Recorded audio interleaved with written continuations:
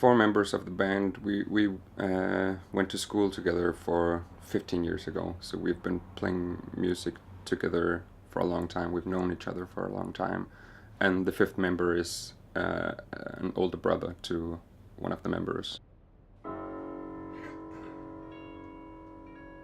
The four of us who went to school together, at least the three of us, we always knew we wanted to make music together, and we've been playing for about 10 years and playing a lot of different music, not really knowing what we wanted to do. And I had this thing about every 2 years I would change direction, and I wanted to do something else, and then 2 years passed and I changed directions again. So I had to grow in my musical expression and find out what I wanted to do, and I ended up with this. I mean, at first I got really inspired by gypsy music, gypsy jazz, and I wanted to do that kind of thing. But then I don't know, I began listening to a lot of American folk songs, and really got inspired by that, the backing vocals and the harmonies, and just the simplicity of folk music.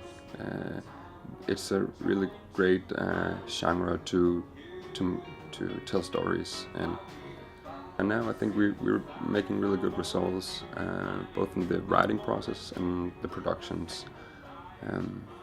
Yeah.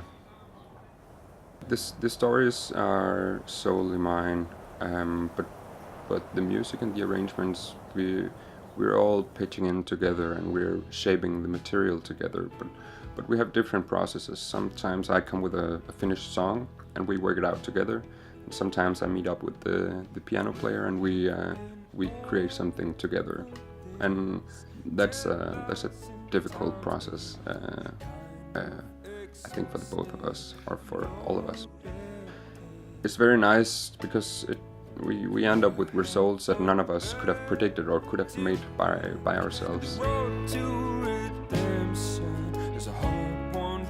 When we started, we released an EP called Open Waters, I think. Yeah, and that was a bit more rock inspired,